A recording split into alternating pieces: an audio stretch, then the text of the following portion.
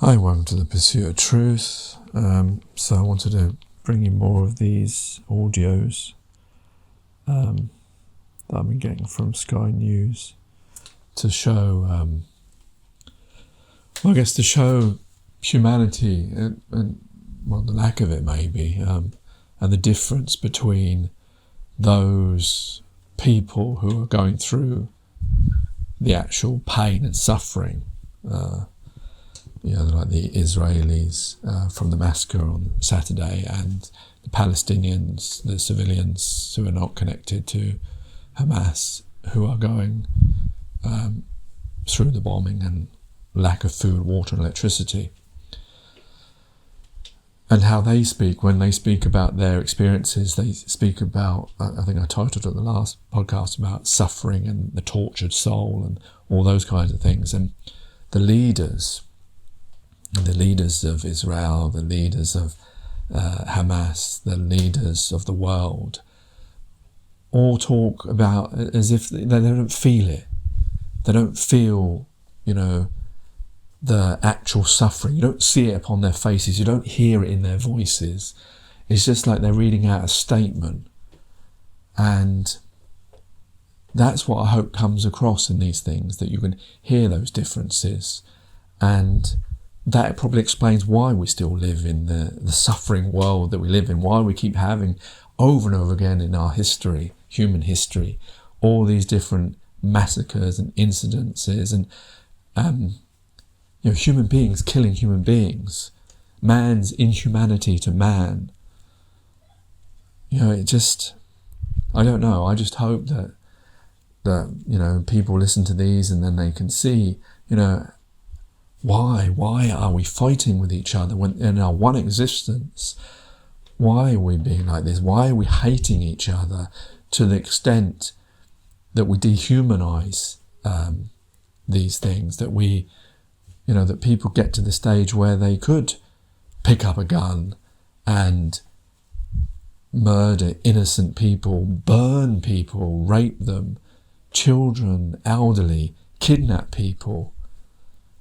And on the flip side of that, a whole population of 2 million being starved of water, electricity, of food, of being bombed indiscriminately. I mean, it's just, how do human beings come to that? And that's why I feel that these things seem important to hear these things and to keep them saved. It reminds me a bit of the Iraq War and Afghanistan War. When I watched those things, I wish I had this then. I could have recorded those. I remember I used to go through the Metro newspaper.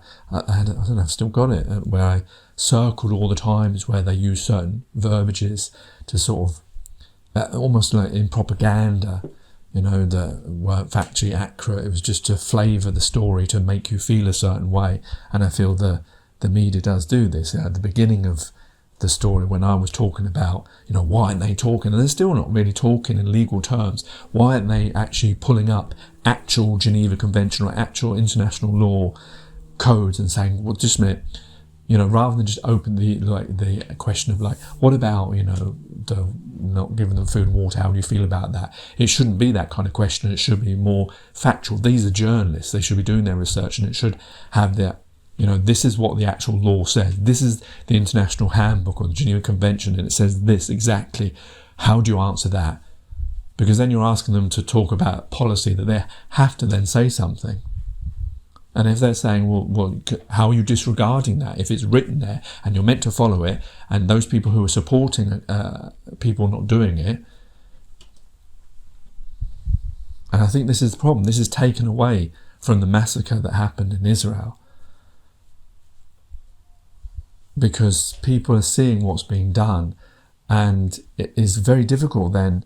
Obviously we have sympathy for those people who have been taken hostage and those who have lost lives. But of the actual event, I think it becomes more difficult when Israel are, killing civilians. And I saw this morning, I don't know if I'll get time to put that one on, it actually made me cry, seeing these innocent children children and babies being brought into this hospital. And that's a direct action of how Israel are treating Gaza.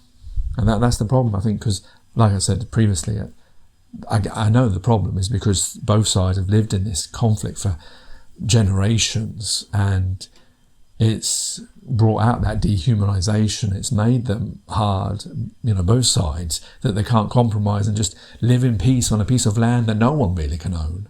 And if they believe in religion, the Jewish and the Muslims, they shouldn't be killing the children of God. Anyway, here's these clips.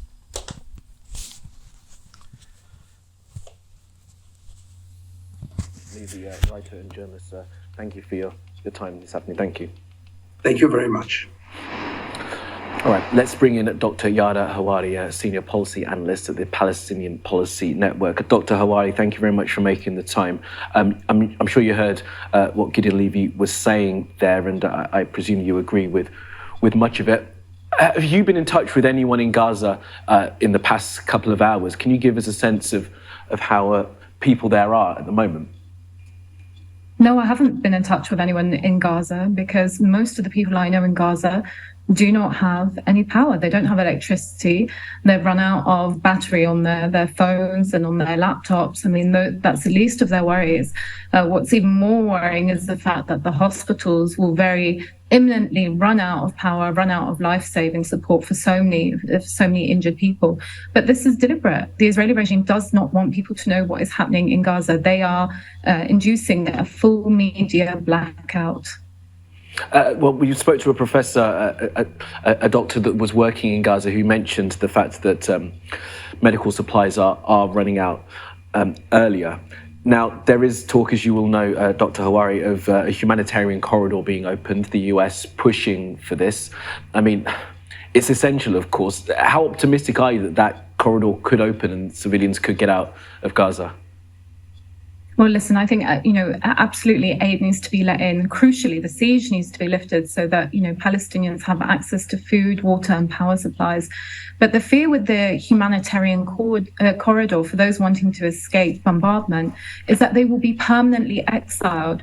This has happened throughout Palestinian history, many a times. And indeed, most Palestinians in Gaza are already refugees.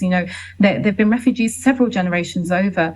So if there is a corridor for human safe passage, it has to be accompanied with a guarantee of return once the bombardment stops. But even that, I fear that most Palestinians will remain skeptical because for 7 decades, the Israeli regime has prevented millions of Palestinian refugees from returning. And of course, Dr. Hawari, that any hope of Palestinians coming back and any hope of a two-state solution was set back as well by that huge attack by Hamas on Saturday morning. No, absolutely, that is not correct. I mean, I think that completely obscures the reality. This was not a provocation by Hamas. The provocation is that the Israeli regime has, for decades, placed Palestinians under colonial occupation. And in Gaza in particular, we're talking about 16 years of brutal military siege. And to be honest, the level of dehumanization is astounding. One of your previous guests that was providing analysis said something incredibly horrific. He said that, referring to a ground invasion, he said that every piece of rubble in Gaza is a potential bunker for Hamas. Every piece of rubble was people's homes, was children's hospitals, was children's schools. There are still bodies in the rubble, Palestinian bodies in the rubble that have not been recovered. And the level of dehumanization is so phenomenal. You can't even see us as humans. You're talking about this as if it's some kind of military exercise. We're talking about real lives here. And the onus has to be placed on the Israeli regime, which is continuing to receive not only international impunity, it's actually receiving more arms on top of the billions of dollars of military aid it already receives. It is receiving more arms to violently bomb, wipe out Gaza. This is, no doubt about it, an ethnic cleansing of the Palestinian people in Gaza. Yeah. And I was not for one second suggesting that it was a further provocation. What I was saying was that the violence which came about on Saturday has set back the possibility of there becoming peace in that region? Peace in the region is set back by the Israeli regime, which continues to place Palestinians under colonial occupation. I mean, this is really basics. The international legal regime recognizes that Israel is an occupying force. It is the provocation. It constantly sets back peace by refusing to allow Palestinians to live in dignity. Palestinians wouldn't take up arms if there wasn't an occupation, if their land wasn't colonized, if they weren't mass imprisoned. But, and under that logic, any violence that occurs is directly the responsibility of the Israeli regime and the policies it pursues.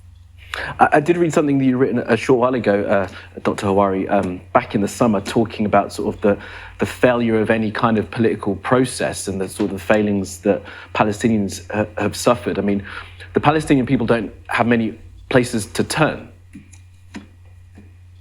No, we do not. We have been abandoned by governments around the world, governments that claim to uphold the international legal order. And unfortunately, in the case of Palestine and also other cases around the world, the international law is not being upheld. And allies, or people that we once thought were allies, very quickly turn their backs on the Palestinian people. But I am still optimistic. I'm still optimistic that there are people around the world who are struggling against very similar structures of oppression. They still stand with the Palestinian people because our struggle is on the right side of history. I'm glad you used that word optimism, Dr. Hawari. Do you get any sense that that some of that condemnation that could be coming for any retribution that comes from the Israelis will instigate any kind of change going forward? Unfortunately, we have seen, over decades that statements of condemnation doesn't do much to deter the Israeli regime from violating Palestinian rights, from killing Palestinians. There needs to be really systematic global change, geopolitical change for the Israeli regime to be held accountable. My optimism stems from people worldwide, not from governments or from regimes who continuously stand with Palestinians, stand in solidarity with Palestinians in really in such difficult times, but also continuously. Okay. Dr. Yara Hawari, thank you very much for making the time to speak to us today. Thank you. Okay, so let's go to the next one. This is the Hamas one. This was interesting just to see how he tries to, and I know I mentioned it, how he tries to wiggle around the idea that Hamas didn't kill civilians. There was no civilians killed, because he tries to claim that because they're oppressors, they're not civilians anymore, and everyone is an oppressor, or everyone is a combatant. But of course, that's not true, because obviously people aren't wearing military uniforms or not taking part in it. And the very fact, if you just wanted to talk about the children and the elderly, or at least the children and the teens who weren't involved in it, just that way of seeing, because it does remind me of the way that Nazi Germany, tried to demonize and dehumanize Jewish people as if they're not, I don't know, we've seen this with other conflicts around the world historically, this idea of, I guess in Rwanda as well, of seeing people as no longer people, and of course in what happened in Africa as well. But we're all human beings, and the minute when you try and say, well, this person, it was just quite sickening to hear it, and the fact that this person, I assume, claims to be religious and claims to believe in this, and I'm forgetting that we're all human beings. Anyway, here, you can hear it.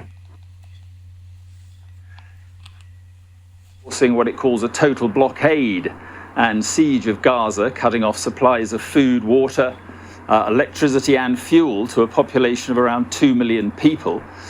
Meanwhile, a number of Hamas fighters remain in southern Israel following their operation on Saturday, which has led to the deaths of at least 700 Israelis. Earlier today, there were reports of Hezbollah fighters entering Israel from the border with Lebanon, something the group has denied.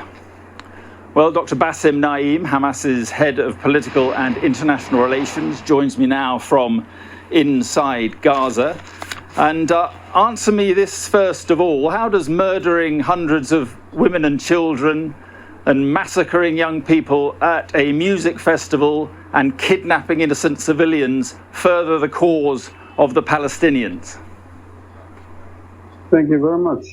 I am really shocked that you, as a well-respected journalist and well-respected channel, to adopt the Israeli propaganda. I think no one can confirm any of these news. We have the original story. Sorry to interrupt.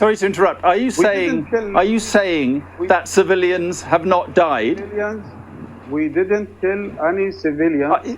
It depends What on about the 260 bodies? What about the 260 bodies at the music festival? Do you realise how absurd that sounds? Now, within the operation, I cannot confirm this Israeli propaganda, because we have also news and videos showing that Israel and what Israel is today doing inside Gaza, based on the so-called Hannibal doctrine, to kill thousands of Palestinians, including the hostages.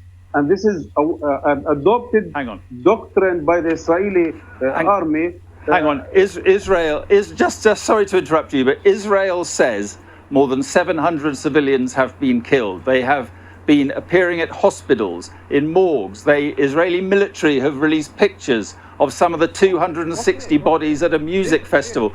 Are you really expecting us to believe that you have not killed civilians? No, we don't have killed any civilians. But I have to say, I have to tell you, as a well-respected journalist, we have also to redefine what does it mean a civilian. I cannot consider a settler in the occupied West Bank who is stolen my hand, carrying guns, burning the city of Hawara is a civilian. We cannot continue anyone who is sitting around the borders, working on cyber and artificial intelligence to control and besiege 2.3 million on the biggest open prison as a civilian. I think. Well, listen, we hold Israel to account. Just sorry to bother you. Sorry to interrupt. Yes, I'm sorry to interrupt, but we hold Israeli officials to account when civilians die. It is Hamas we're talking about now, and you have launched an operation that was deliberately designed to murder civilians.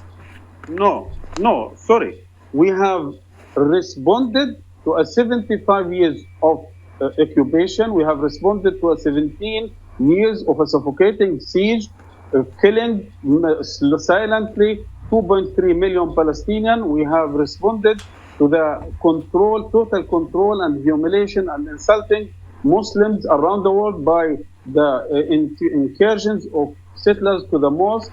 We have responded to 5,800 prisoners living in inhuman conditions. We have until now in Gaza alone more than 1,000 Palestinian innocent civilians killed, including today they have attacked by F-35 a market in the middle of Jabalia refugee and killed 100 innocent civilians. Let me ask you this. You are a government in Gaza. You have been elected. But do you think that the people in Gaza are safer tonight as a result of what you did, or less safe as a result of what you did? We were always under attack. We were never safe, because in Gaza Strip, you were never safe. You were living in the biggest open air prison. You have to choose either to die by F-35 or F-16, or to die silently by malnutrition. I think we have no choice other than to knock the doors of this biggest open prison, to raise our voices because of Israeli aggressions and because of international neglections, and keeping silent towards these continuous state terrorism by a state supported by the international community, including your government. Okay. Answer me this. Did Iran play a direct role in this attack? No, this is a pure Palestinian resistance responding to a continuous aggression against Palestinians in Gaza, West Bank, and Jerusalem. But at the same time, we are welcoming any support to our resistance from Egypt, from Qatar, from Syria, from Iran, from UK if they want. We are welcoming any support. But I can guarantee you no Iranian or any other military activities involved in this attack. Let me ask you about the hostages. Can you tell me how many hostages you have inside Gaza? Now, during the operation, I cannot tell you any exact numbers because still we are in the operation. The situation is very serious, very dangerous. The people taken to different places, also from different groups. What I can reassure, what can I say? What I can say, sorry. First of all, they will be treated in a human way, in a proper way, in a dignified way. We will try to secure them as much as we can, but based on what we see this night, maybe you have seen what happened tonight in Gaza, we might lose some of these hostages because of the Israeli attacks and bombardment in the middle of the city of Gaza City. But numbers. Right. But could you guarantee? Sorry to interrupt you, but on that point, can you guarantee that these hostages will be safe from harm from you? 100%, I can guarantee this, because we have, first of all, the first message taken from the chief commander, Muhammad Ubaif, was clearly, don't kill elderly, don't kill women, don't kill children, treat hostages in a proper, human, dignified way. Second, we have the experience with Gilad Shalit, and a lot of videos, we have seen it later on how the people, our people, how treated Gilad Shalit inside the jail. Very human. I hope that our prisoners in the Israeli jails can enjoy 10% of what we have offered to Gilad Shalit, when we might be offering to these new hostages. Let me ask you this. Do you realize that with this attack and these atrocities, you will have alienated many people who have sympathy for the Palestinian cause? You may well have set back the Palestinian cause by many years. No. Look, we believe very strongly that millions, billions of people around the world supporting our just cause and will support and will continue supporting our just cause. They know that this resistance is a just resistance against an oppression of 75 years. They know that this is the rule of war. Sorry, we are not playing with my point is, my point is that millions of people may support the Palestinian cause, believe they have legitimate grievances, but there will not be millions of people who support atrocities like this. This is your assessment. Who accepted your assessment that these are atrocities? We are in fight. We have the right to resist by all available means, including armed resistance. And anyone who attacked our homes, my son was killed by an Israeli soldier on the border. Therefore, I have the right to defend myself and the rest of my family, even when I have to use all available tools, including armed resistance. They are soldiers around the border, taking 2.3 million Palestinians hostages inside the biggest open-air prison, which is called Gaza. Therefore, But as a result of this, let me just put this to you. As a result of what you have done, more than 700 Israelis, civilians, we're told, not civilians. Sorry, dead. not civilians. And now, they are not civilians. They are not civilians. You are defining them as civilians. You and the Israeli propaganda are defined. They are soldiers. Any lady who is sitting on the military compound typing cyber orders, they are not civilians. They are soldiers. Is it So a lady or a 700 man Israeli or in a soldiers civil have died. uniform? They are Have they? They are soldiers. In a uniform, without uniform, they Well, are soldiers. all we're dealing with are the facts that we are given. Let me ask you this. Are you expecting fighters in the West Bank, in East Jerusalem, are you expecting Hezbollah to enter this fight with you? We are calling all our people. I am talking about on behalf of Palestinians. I am not giving order to anyone outside Palestine or away from the Palestinian people, neither to Hezbollah nor to any other country.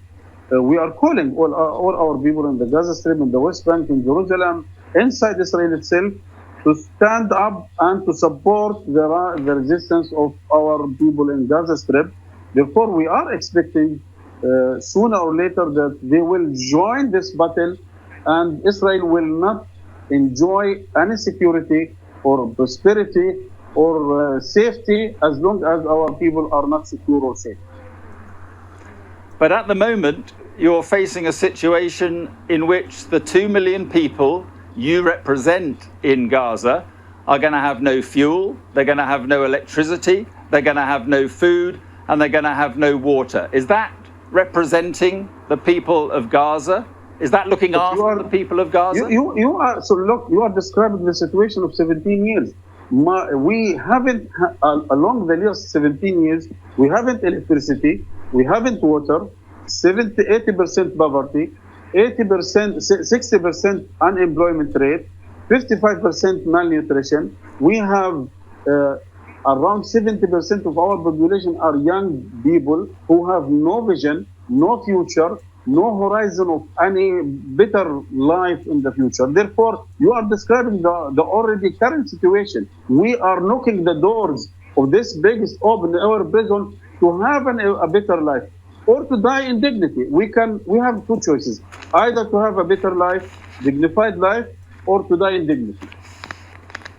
Let me just ask you this. What has this appalling attack in southern Israel and so many deaths, what has this achieved for your organization or the people of Gaza? A lot. What has it achieved? What has it achieved? What has it achieved? First of all, we have been nearly forgotten or neglected because of the conflict between America and China, between Ukraine and Russia, and our suffering for 75 years is becoming out of discussion. We have now hostages to negotiate the release of 5,800 prisoners who are living in an inhuman, not dignified conditions. We have the siege. We have to live the siege. So that is the plan, is it? You will negotiate with Israel to swap the hostages for your prisoners inside Israel. Is that what you're intending to do? This is part of our. We want to get rid of the occupation. We are fed up with this oppression. We are fed up with the international position to cover or to give Israel the green light to continue their aggressions and crimes against our people. We have today the root of all these evils, which is the occupation. This is the state terrorism. We have to end the occupation. This is very, in the international law, we are occupied people. Israel is the occupying power, and we have to get rid of this occupation finally and for once. Okay, Bassem Naim, an official from Hamas, thank you very much indeed for being with us. Thank you. Shukran. Well, official. The problem is you lose any argument you're making when you start killing innocent people and redefining what innocent people are. I mean, he quoted Prophet Muhammad ﷺ, and where there are hadiths where it mentions, you can't, attack infrastructure and food and water, and you have to treat prisoners fairly. But it also talks about, you know, who you're allowed to fight with. There has to be combatants, and it has to be like a holy war, as in, you know, because you can't practice your faith. I don't think you can have a jihad just based on land. But I don't know about impression, but still, nevertheless, even if it was, say, a legitimate jihad, you can't be killing women and children and elderly people.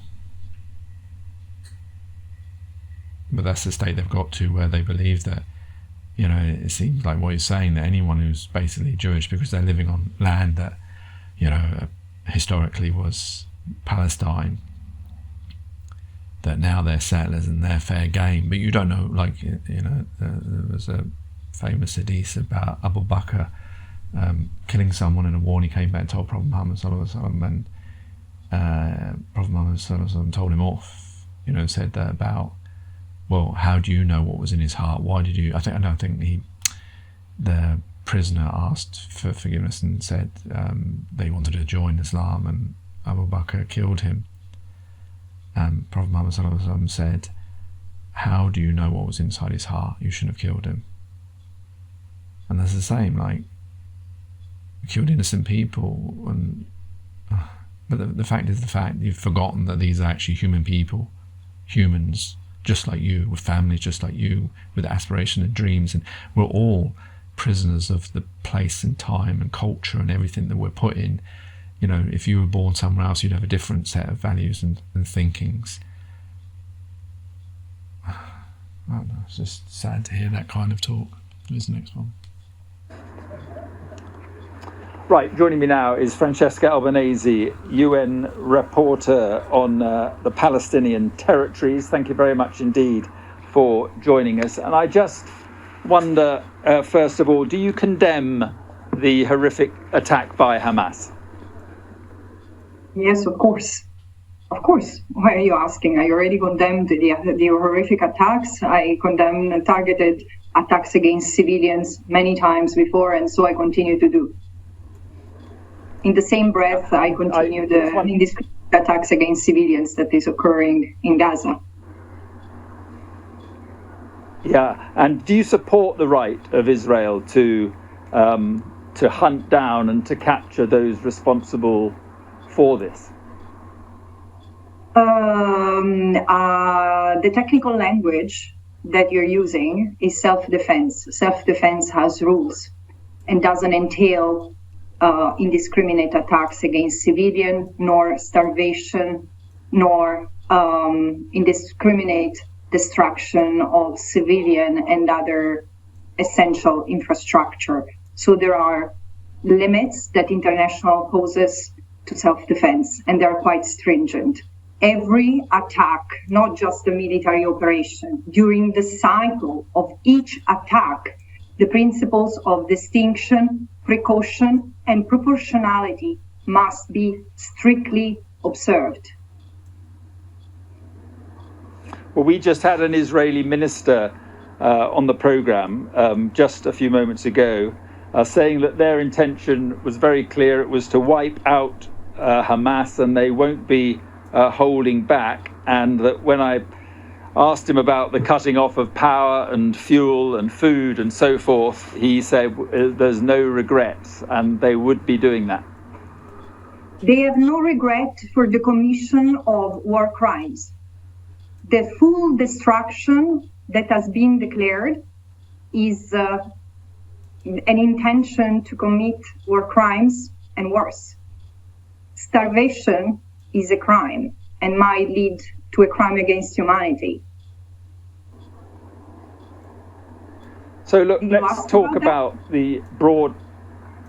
Let me talk about the broader issue of Palestine and your responsibility. Is part of the problem, I wonder, Francesca, that the Palestinian Authority really has very little authority now, and in some ways ceded this power to Hamas. How much of a problem is that? I agree with you that we should really focus on the broader problem. And the broader problem is an occupation that for 56 years has oppressed the Palestinian people, turning their life into an incarcerated life. There is stripping the civilians of every basic rights, and including of the status of protected persons. This is the reality. In this context, the Palestinian Authority has very limited authority to govern and to protect.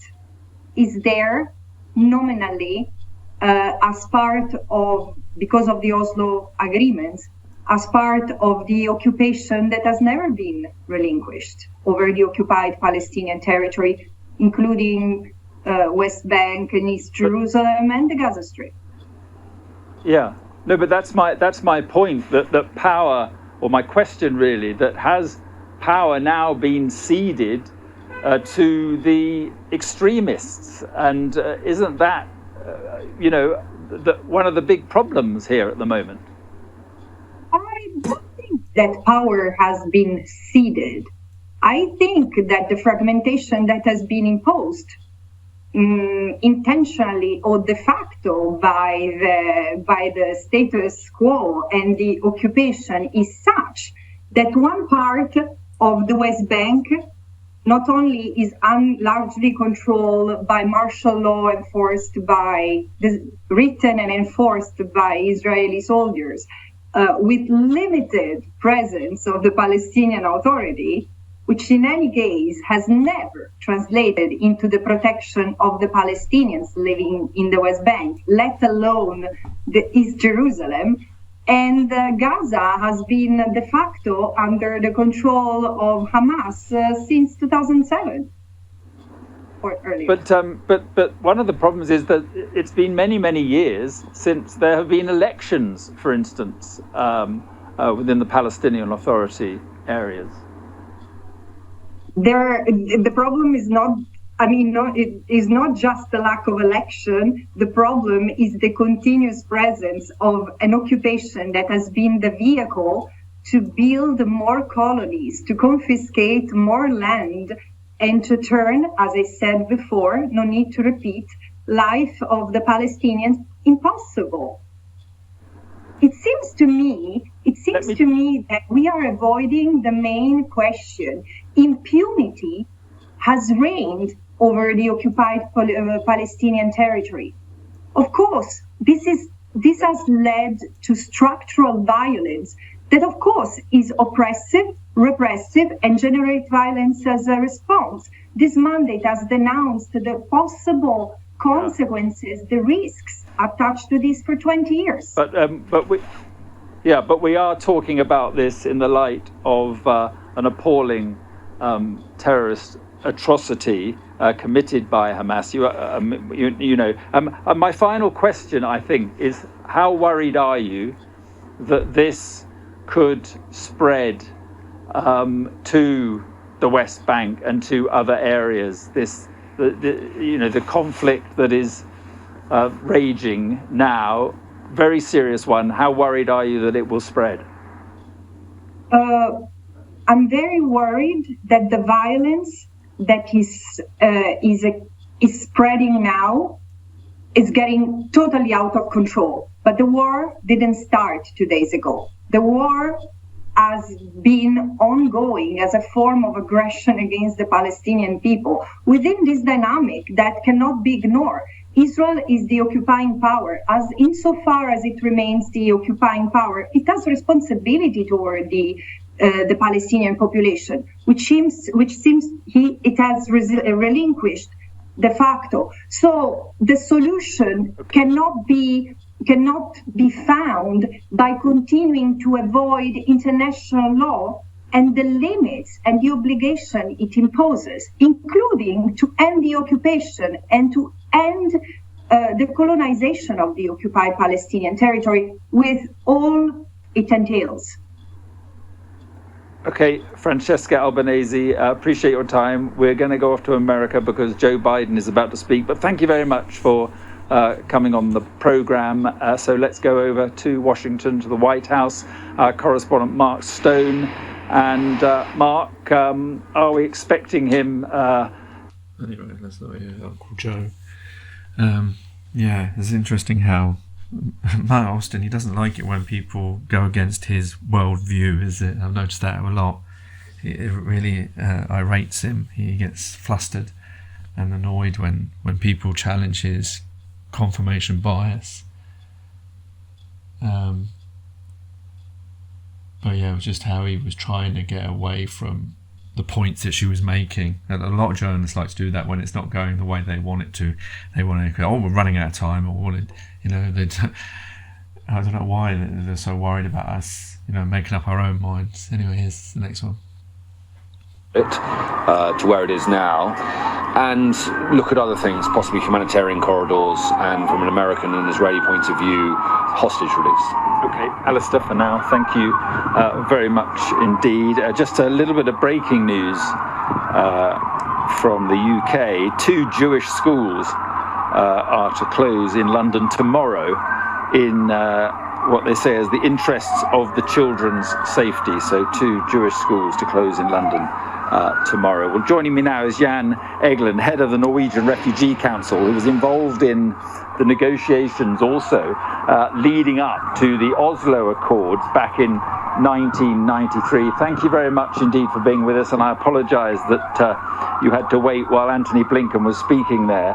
And I want to talk about what's left of any peace process in a moment. But look, we are in the most awful situation here, clearly, a hideous terror attack, and now a bombardment of Gaza. I just wonder what your thoughts are this evening. My thoughts this evening are with the civilians on either side, and it seems to be getting worse by the hour. The terror from Hamas into Israel is the worst terror act in the history of Israel. The bombardment of Gaza is the worst bombardment in the history of Gaza. There is 1 million children in Gaza. I think in the press conference there was a very good question from the New York Times. I think that was the outstanding moment where he basically said, could we learn from what happened after 9/11 when it went from, US went from the moral high ground to some kind of a mud wrestling match with the terrorists and with black sites and terror and invasion in Iraq on faulty intelligence and so on. I hope Israel is not going that route fully down now. But what I hear is a lot of revenge talk on Gaza, where there is a lot of bad guys from Hamas, but there is 1 million children, and that those are now being collectively punished by the siege on Gaza. Let's just talk about the practical situation. We have this blockade by Israel, of course. What efforts are being made? What chances are there of getting more aid into Gaza at the moment? At the moment, nothing is getting in. Actually, they switched off also electricity, fuel supplies. So there is no electricity for hospitals. At the same time as there is a bombardment and one civilian block of apartments is going down per minute at the moment. There is a lot of children lying under the rubble, and nobody can retrieve them really because of no facilities and more bombing. There is a talk, and I hope the US with Egypt can get it going. We're calling for that. A corridor in through the Rafah crossing, which Gaza shares with Egypt. That crossing could be used tomorrow for us to get a lot of relief in, and we would then use it for emergency shelter, water and sanitation, etc., for the civilian population. Would that be, I mean, this was a point made by Anthony Blinken, and he said they are pursuing ways of getting people out. I mean, there will be a lot of people who want to leave. I wonder, first of all, how that is progressing with the Egyptians, and, you know, what would be the situation if you have, you know, hundreds of thousands of people seeking to leave at the same time? Yeah, well, that would be very good if people could leave. Egypt is not having no plans to actually open the crossing for general escape. By the way, Israel has bombed the Rafah crossing twice since Netanyahu said, you civilians go to the Rafah crossing so you can escape to Egypt. There is a lot of hypocrisy in this dire situation. There is, however, also the hostages from the Israeli side in Gaza, and I just had the opportunity, actually, before coming on now live on Sky, to talk on Al Jazeera Arabic. It was just after they aired a statement by the Al-Qassam Brigade, which is the military arm of Hamas that was behind the terror. And they have the hostages. So I was able to say 3 times, these are not prisoners of war, as the Al-Qassam Brigade says. These are hostages. These are Israeli women, children, disabled, elderly. They need to be released immediately. Perhaps that could be a first step of some sanity here, that Qatar, Egypt, and others are able to get a release of the Israeli hostages. Israel stops its general bombardment of entire urban areas, and we can start to work as humanitarians again. In the hope of getting these hostages out. Now, we've only got a couple of minutes left. I just want to, talk to you about peace and any chance of peace. It's 30 years since Rabin and Arafat and those Oslo Accords, and there was hope there, but the hope didn't really materialize. It really is very difficult to see any way forward at the moment, isn't it? It is. It was difficult in 1992, 93. PLO was declared as much a terrorist organization at the time as Hamas is today, but there were visionary leaders on both sides, and we got an agreement. Rabin and Peres were great leaders. Israel hasn't seen that kind of quality of leaders in a long time. Now they have filled the cabinet with extremists. And Hamas is now a terror organization, really.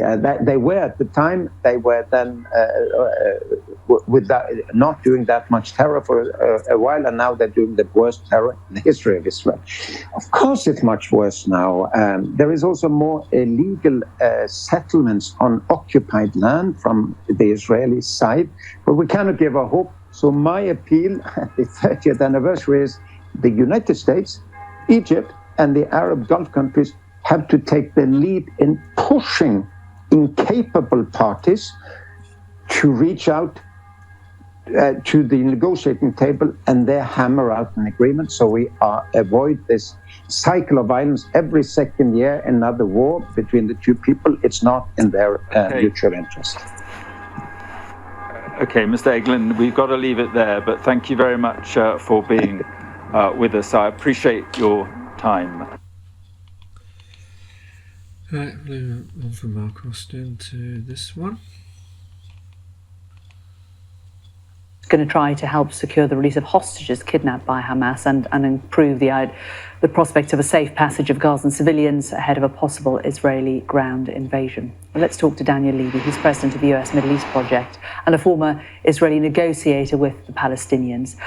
Danny, I don't know if you were able to hear that press conference where we heard Antony Blinken unequivocally supporting Israel here, revealing that 25 Americans have died. And he talked about working to prevent the spread of this conflict. How great a concern is that, would you say?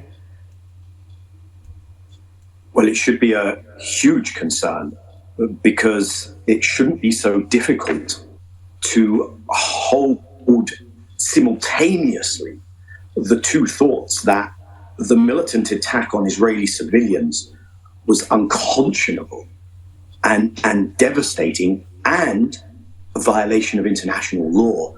But what has started to happen in Gaza and the cutting off of all electricity supplies, water, hospitals becoming morgues, and the relentless bombing of the Gazan civilian population already under siege, that is also unconscionable. And it cannot pass. And that's also a violation of international law.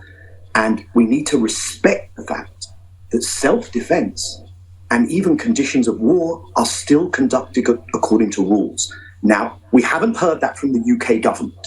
We also have not heard that from the leadership of the opposition here in the UK. That simple, very important message. We just heard Blinken begin to talk in those terms. Belatedly, the Americans came on board because we need adults in the room.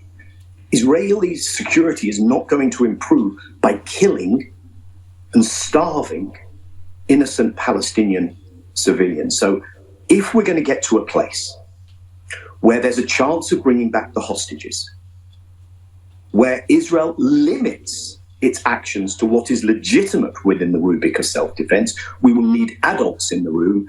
And we need people to come now with a fire extinguisher, not a flamethrower. And thus far, I've been particularly struck by how irresponsible the UK government has been. I saw that in America as well. That now seems partially to be turning a corner. And in what sense do you interpret the UK government as being irresponsible here? Well, it has absolutely abandoned the idea that there are rules, that there is international law that needs to be upheld. You can't hold only one party to international law, whether that's in an Israeli-Palestinian conflict or elsewhere in the world. I mean, I think we also have to step back and say, how do we look when we have taken a very particular stand, stood up for a rules-based order, stood up for international law on Russia-Ukraine, and the message from the UK government to Israel for the last days has been, do your worst. There's no such thing as the need to adhere to proportionality. There's no such thing as allowing humanitarian assistance. There's no such thing as avoiding civilian casualties, because we will be told that it's Hamas's fault when civilians die in Gaza. But it's very clear that the bombings that are taking place are going to lead to, and already are leading to, mass civilian casualties. And that the people dropping those bombs are the people who are responsible for that. And I hope that amidst everything else, we can step back from that. We don't see the mass displacement, the further mass displacement of Palestinians in Gaza. Thus far, those displaced are the equivalent to about 15% of the population, the equivalent to the population of London, basically. And that when the dust settles, we do serious politics and conflict resolution, and we don't find ourselves in this hell again, because war is hell for both sides.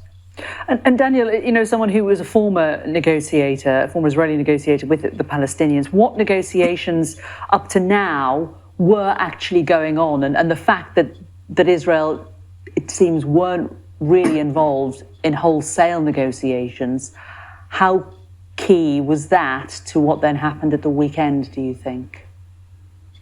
Well, there are many contributing factors to what happened at the weekend, but undoubtedly one of them is that avenue, that political avenue, was totally blocked, and it has been for many years. And you have a Palestinian political movement, the PLO, Fatah. They control islands in the West Bank, and 30 years ago at Oslo, they committed themselves to a diplomatic negotiated solution to two states, just 20% of the historic land. Those are the negotiations I was involved with. And they got nowhere because Israel increased its illegal settlements. It wasn't willing to remove its occupation. So the negotiations have been stuck. You have an Israeli government which is committed to making sure there are no negotiations. There can be no Palestinian state. There can be no horizon of hope. The extremism of that government contributed. I think many other things contributed to an astronomic failure. And one of them, I think, was this idea that Palestinians could be held in these impossible, inhuman conditions and circumstances, and somehow it would all work out okay. And that kind of complacency and hubris has really ill-served, of course, Palestinians, but it's also really ill-served the Israeli public. And I just wish we could get into a different mindset and could be encouraged to do so from the outside, rather than the nonsense that one often hears from Western leaders. And again, I think the UK has been a really irresponsible actor on this issue for far too long now. I hope this is a wake-up call. Okay, Daniel Levy there, President of the US Middle East Project, a former Israeli negotiator with the Palestinians. Really interesting to get your take today. Thank you. Well, as we were talking to Daniel, and in terms of talking about de-escalating this conflict, we have confirmation that Israel says it carried out airstrikes on the elite force of Hamas in Gaza overnight. The Strip is currently without electricity, food or water supplies, and Israeli military says it is preparing for a possible ground operation. Well, joining me is military analyst. And as I was going to read there, Syria media says Israel attacks Damascus, Aleppo airports. I don't know if that was true. They never seem to talk about that afterwards. But America's saying, to other Middle Eastern countries, we're bringing our ships here so no one get involved, don't do it. And yet, if Israel just went and bombed an airport in Damascus, well, that is verging on sort of trying to escalate and create a war, isn't it? Not that I want to keep coming down on Israel, but the problem is it doesn't seem like they're doing themselves any favours by the way that they act. And it just must be I guess it's like, it's difficult, I suppose, for me to because I'm not going through it. If I was in Israel and born there and gone through all this, maybe I guess I would have a different view, because I'd be feeling the pain and suffering and the ongoing problems. But I guess, you can say that for the Palestinians as well. What a shame human beings can't get on with each other. Right, here's another one. So let's get more now on this breaking news in the last few moments. And Israel Defense Forces say they've carried out raids using infantry and tanks inside the Gaza Strip. Let's go straight to the IDF spokesman, Lieutenant Colonel Peter Lerner. Good evening. Thank you very much for being with us. So can you confirm these reports that infantry tank units have been operating in the last 24 hours inside Gaza to try to locate hostages? That is the latest news, is it? Indeed, we are conducting our operations adjacent to the perimeter raids in order to locate potential abductees, but also to identify bodies and seek out terrorists that potentially are still hiding in the perimeter of the border area. The IDF is determined to defeat Hamas and bring back the hostages as possible. And this is part of the ongoing operations against Hamas. So is this the beginning of a bigger ground operation against Hamas? This is the continuation of what we've been doing for the last 7 days, since they decided to assault Israeli communities, butchering people, babies in their beds, and abducting people into Gaza. So we are continuing our efforts. We're escalating. That is part of our efforts in order to restore calm, security to the people of Israel and defeat Hamas. Right. And just to be clear, these operations are inside Gaza, though. You're talking about the border area, but inside Gaza. Yes, they're inside the perimeter of the Gaza defense. That's right. Right, and you were trying to locate hostages. Did you have any success in locating hostages, or have you got any more information as to where some of them may be? So there are clear situation on the ground that there are still bodies dispersed along the ground. So we still have people that are unaccounted for, and this is part of that operation to identify if they're abducted or if they've been lying dead in the field beyond the perimeter in the territory in the Gaza side of the fence. This is part of our ongoing operations. We are escalating our activities in conducting strikes against Hamas and their terrorist infrastructure in Gaza and throughout the Gaza Strip, but specifically in the Gaza area. We've also determined and identified drones that were concealed on the rooftops of houses that were laden with explosives, and so we took them out and destroyed them, so they no longer pose a threat. But it just goes to show that Hamas doesn't care about the Palestinians of Gaza, because they put them on the roofs of houses with every disregard for the people living in those houses. And is this going to be a gradual increase in ground operations, or will there still be a large, a ground operation that starts pretty soon? The IDF is taking the necessary steps to be prepared for all scenarios. If given the instruction, we will know how to mobilize and mobilize rapidly. We have recruited some 300,000 reservists in order to be prepared for that eventuality if instructed to do so. Now, the UN, the Red Cross, and a number of aid agencies are saying that you simply cannot move more than 1 million people from the north of Gaza and Gaza City to the south. Do you accept that now? No, I'm talking about in 24 hours. We've seen throughout the course of the day a huge amount of people moving south. We're very happy that people are actually listening to our warning and to our instructions to evacuate the area, because unfortunately Hamas, they were telling people, no, stay around, stick around, and again, they're willing to sacrifice their own people for their own cause and the acts of terrorism. So we're happy to see that people are moving. I would say, no, the 24-hour clause is not an ironclad time frame, but absolutely, I would say that people need to go, and they need to go as soon as possible in order to get beyond the Gaza Wadi, in the river that is in the center of the Gaza Strip, and in order to enable us to differentiate between Hamas and the people who are not involved with this conflict.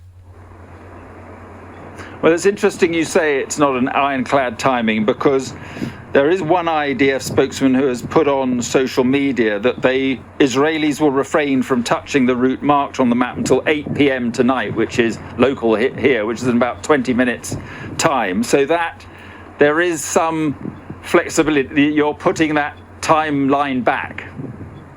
I did not determine any timeline in our announcement. We were very clear. We demanded the immediate evacuation of the people from the north, and our announcement was very clear that people need to evacuate the area.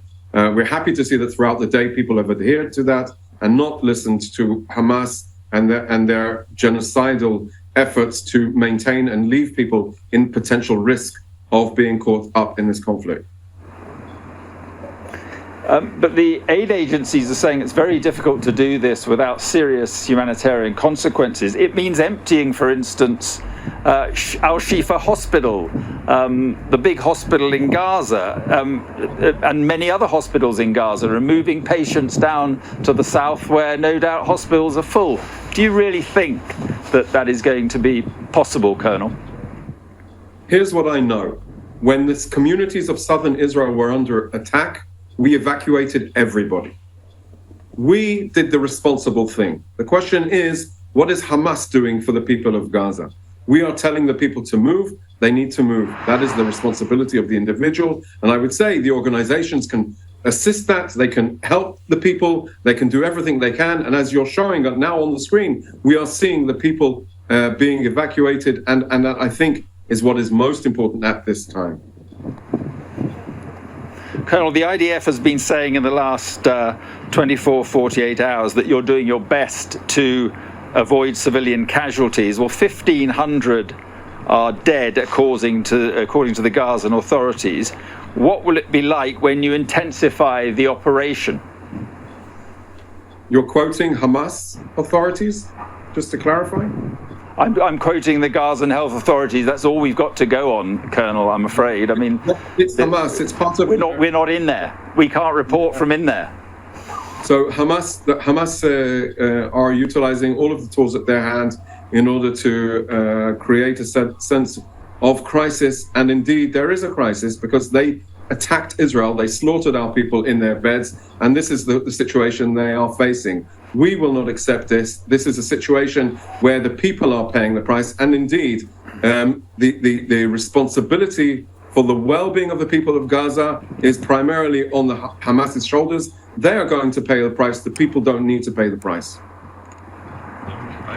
Right. Well, Antony Blinken, you clearly have the full support of the United States. And Antony Blinken, though, did say this. He says, how Israel does it matters.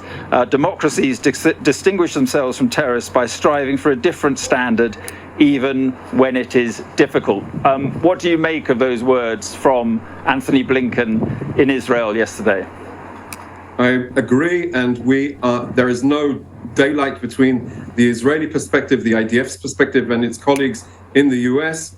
Absolutely, we operate according to the laws of armed conflict. That is the framework of our military operations, and we will abide by those. Just a couple more questions. Your operation... That's where he should have said, wait a minute, according to the Geneva Convention, or international law, the siege that you've caused of food, water, electricity being stopped is against international law and verging on a crime against humanity. And what about all the children that have been killed? But the journalist doesn't say anything. Israel, can you be certain now that you have eradicated all the Hamas gunmen who got across the border and into southern Israel, or are you still concerned there may be, sleeper cells hiding in various parts of southern Israel? There is concern that there are still terrorists in Israeli territory. It is still a threat. The whole area continues to be a closed military zone precisely because of that. And therefore, we are continuing our operations. The incursions that you pointed out today and the activities beyond the fence, the raids that were taken were precisely part of this operation to try and make a distance and a second line of defense for Israel and for the communities of the surrounding areas in Gaza Strip. We must continue to operate in a way that maintains the security on one hand, but enables us to implement our defensive and offensive plans of action. And just a final question. We began this interview by talking about the news of limited ground operations going on inside Gaza by Israeli forces to locate hostages. After that has happened, and with the information got from that, are you at all increasingly optimistic you may be able to get the hostages out?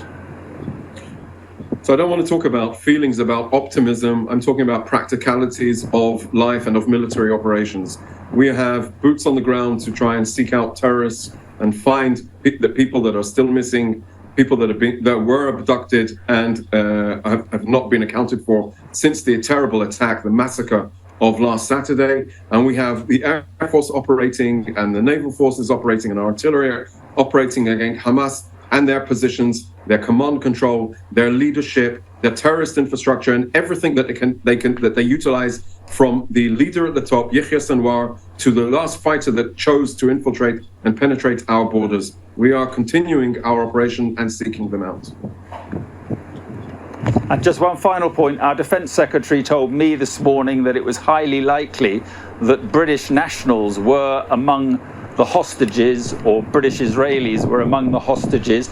Do you, the IDF, have information that... Okay, so for that, they do.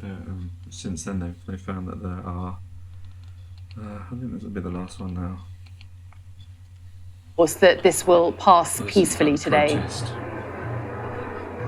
Yes, and that's certainly the message that we're getting from the protesters here today. This is going to be, it's hoped, a peaceful protest. And speaking to people who are taking part, it's pretty clear that there is a huge strength of feeling. You can see behind me that we're at the start of the march. It hasn't quite set off yet from outside BBC New Broadcasting House, but there are already hundreds, if not thousands. In fact, we're expecting at least 10,000 people to turn out today in solidarity with Palestinian people. Now, I have here with me Katie Colley.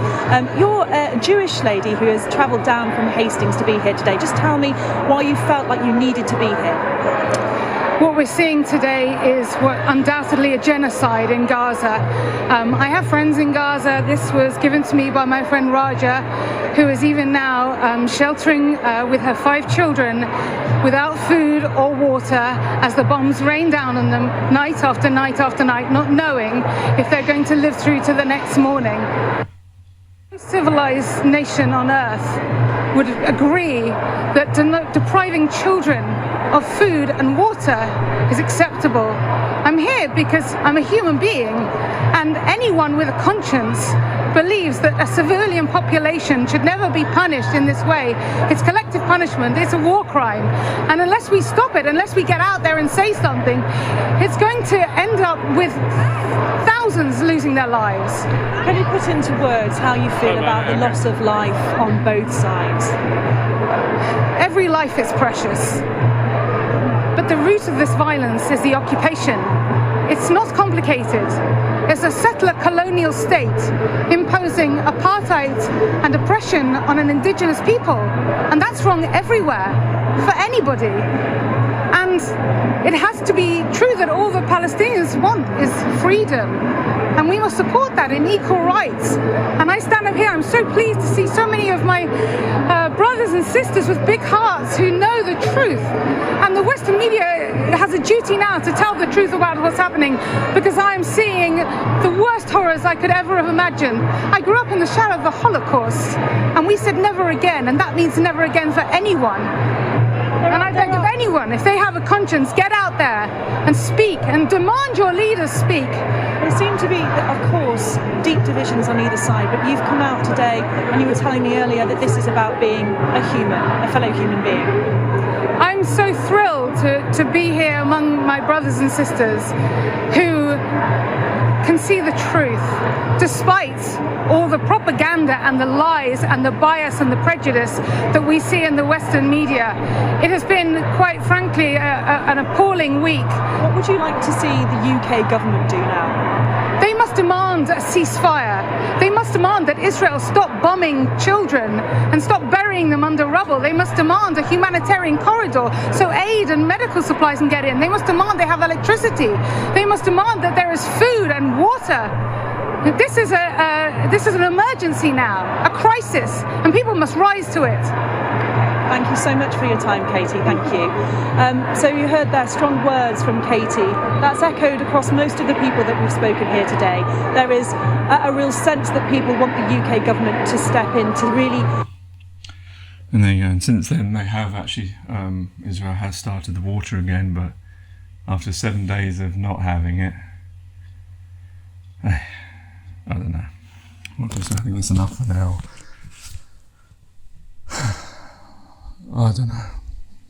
It's just so difficult, isn't it? And so, unfortunately, human beings have to find themselves in these situations. But I can't help to think that we are to blame for it, though. The way we live, the way we've chosen to live, the system that we live in, the way we've cut up borders, the way we've put ourselves in tags and,